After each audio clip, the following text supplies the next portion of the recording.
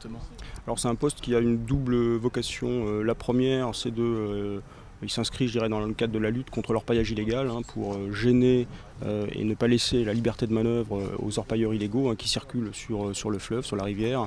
Et puis le deuxième objectif, c'est de rassurer la population amérindienne, tout en évidemment faisant aussi de la pédagogie sur la thématique respect du confinement pour lutter contre l'épidémie de coronavirus.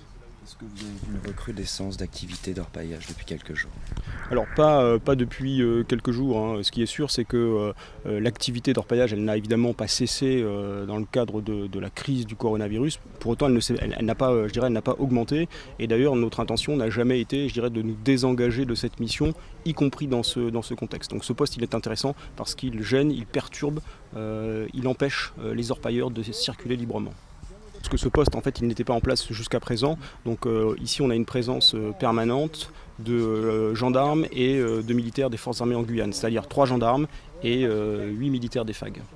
Alors, pour le moment, ce poste, en tout cas, a vocation à durer jusqu'à la période de confinement, et ensuite on va réétudier la pertinence de le maintenir ici. N'oublions pas qu'on bénéficie là aussi des installations du PAG, et donc quand le PAG reprendra ses activités, forcément on devra nous aussi se réarticuler. Le dispositif de lutte contre l'orpaillage illégal, c'est un dispositif qu'on adapte en permanence, parce que l'adversaire lui aussi s'adapte. Donc au bout d'un moment, il faut se poser la question, est-ce que c'est toujours pertinent de rester au même endroit? Est-ce qu'il ne faut pas se déplacer de quelques kilomètres, se mettre à un autre endroit, là aussi, encore une fois, pour surprendre l'adversaire?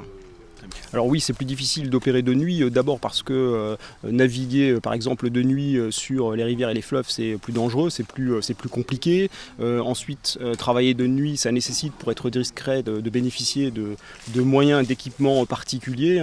Donc oui, sur le plan technique, c'est un peu plus difficile.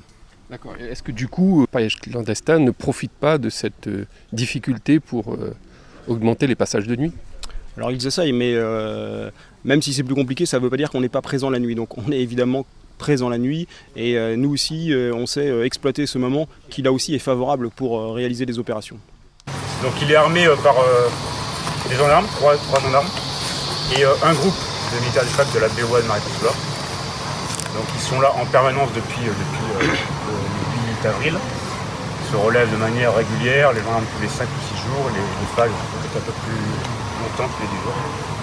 Leur mission prioritaire, vous l'avez dit tout à l'heure, c'est vraiment dans l'orientation du confinement, faire appliquer les mesures de confinement donc, sur les villages de Talouenne, Tenké, et limiter et contrôler tous les pirogues qui passent par ce bras de l'Alawa, et avec la particularité du Maroni et des eaux internationales. Voilà, donc ça limite beaucoup l'action de nos forces sur ce point-là. Ce poste est faisable grâce à la convention qui a été signée avec le PAG, parce qu'il y a 2 carbets derrière moi. Le premier carbet, c'est un personnel du PAG, c'est le sien, et celui-là qui est mis normalement à disposition de manière temporaire auprès des personnels de passage, et là pour le coup il est mis à disposition du POAT.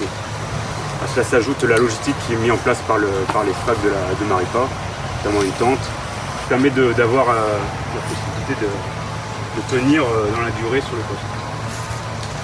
Donc la première mission, je vous en ai parlé, sur la mission administrative en termes de confinement. Des résultats ont déjà été amenés jusqu'à présent, des premiers PV qui ont été mis principalement sur le fleuve. Les consignes sont plus de manière à faire de la prévention sur le village, propre tant que les personnels ne quittent pas le village. Ça permet de faire relayer aussi, faire remonter l'information et le renseignement, et effectivement de faire relayer le message que vous avez déjà tenu tout à l'heure. L'autre mission du POAT, c'est finalement la continuité de notre mission première, que ce soit le DIO de Maripasoula ou la BOA à Maripasoula. C'est dans la continuité de la lutte contre l'orpaillage illégal. Donc le fait d'avoir une base avancée ici, ça nous permet de pouvoir mener régulièrement des missions ponctuelles à la journée sur les sites à proximité, notamment à Ouarassoula un peu plus bas sur le Maroni, et l'embouchure de la Criclipo plus haut. Notamment depuis le 8 avril, Il y a 6 opérations qui ont été menées dans le cadre de la LCOI, qui ont fait de très bons résultats d'ailleurs. Il y a eu 2 pirogues de bois saisis et détruites, saisis d'un moteur, et pas mal de plus de 1200 litres de carburant qui ont été saisis et détruits. Donc ça a un impact considérable sur l'orpaillage ici. Il faudrait faire perdurer, certes. Maintenant, les difficultés après en termes de moyens, notamment là, on a 2 pirogues équipées de 2 moteurs qui récemment, il y a 2 jours, ont rendu l'âme les moteurs. Donc on est en train de faire le nécessaire pour aller changer. Ça leur laisse beaucoup d'autonomie sur l'organisation. On n'impose pas des heures de patrouille. Ce qui peut se faire, c'est qu'ils ont une mission LCOI la journée et sur leur retour le soir, au lieu de revenir ici, ils passent par le village. Ça permet de faire la petite patrouille Covid, confinement sur le village. Moi, je ne peux que me louer. J'ai signé la réquisition. Le poste était déjà installé. Donc, on a mis assez peu de temps en réalité pour l'installer. On a mis 1 semaine. Je crois que le Grand Mans nous a alerté le dimanche. Dès le lundi, les patrouilles étaient multipliées. Et 10 jours après, le poste était installé. Donc, rien n'est parfait, mais je trouve qu'en termes de réactivité, ça n'est plutôt pas si mal. Et donc, j'en remercie à la fois le Comsup, le Comgend et puis leur bras armé ici.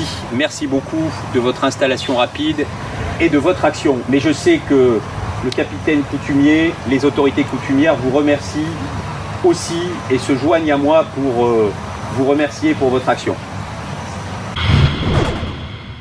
RDI en Guyane, c'est de la musique, des infos et du sport. RDI sur 105.1 à Cayenne et 88.4 à Kourou.